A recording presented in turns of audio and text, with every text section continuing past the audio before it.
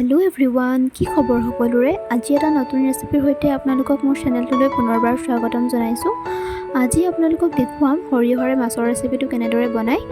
ভিডিওটো শেষলৈকে চাব আৰু যিসকলে চেনেলটোলৈ প্ৰথম আহিছে প্লিজ চেনেলটো সাবস্ক্ৰাইব কৰি দিব এয়া মই মাছ লৈ লৈছো এতিয়া ইয়াতে ভালদৰে হালধি নিমখ সানি লম এফালে এয়া সৰিয়হ লৈছো সৰিয়হখিনি মই আগতে তিয়াই ৰাখিছিলো এতিয়া এইখিনি মিক্সাৰত ভালদৰে গ্ৰাইণ্ড কৰি এটা পেষ্ট বনাই লম এয়া চাওক আমাৰ পেষ্টটো ৰেডি হৈ গ'ল এতিয়া এখন কেৰাহীত জোখমতে তেল দি লৈছো তেলখিনি ভালদৰে গৰম হোৱাৰ পাছতে মাছকেইডোখৰ দি আতে ফ্ৰাই কৰি লম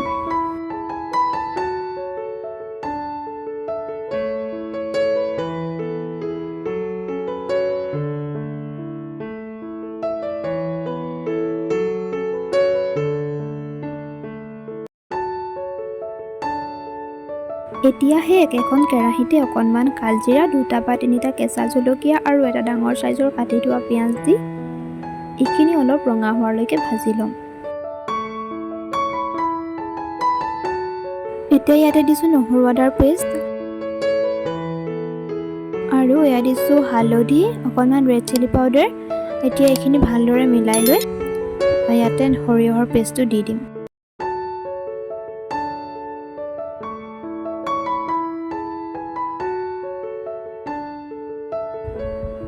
এতিয়া গেছৰ ফ্লেমটো লো কৰি এইখিনি একেৰাহে লৰাই থাকিম নহলে তলত লাগি গলে খাবলৈ বেয়া লাগিব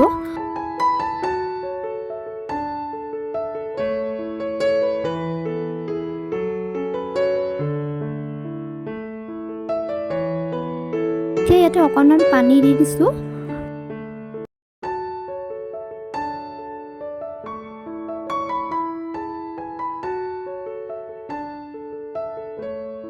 আৰু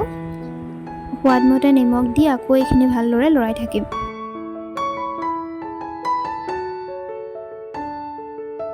এতিয়া ইয়াতে আন্দাজমতে পানী দি এইখিনি উতলাৰ পাছতে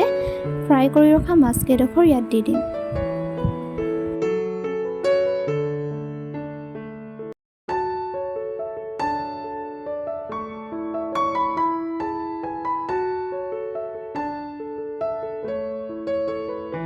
তিনি 4 মিনিটমান উতলাৰ পাছতে গেছৰ ফ্লেমটো অফ কৰি দিম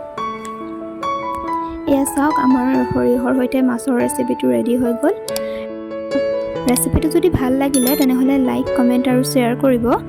আজিলৈ আহিছো আকৌ এটা নতুন ৰেচিপিৰ সৈতে পুনৰ লগ পাম বাই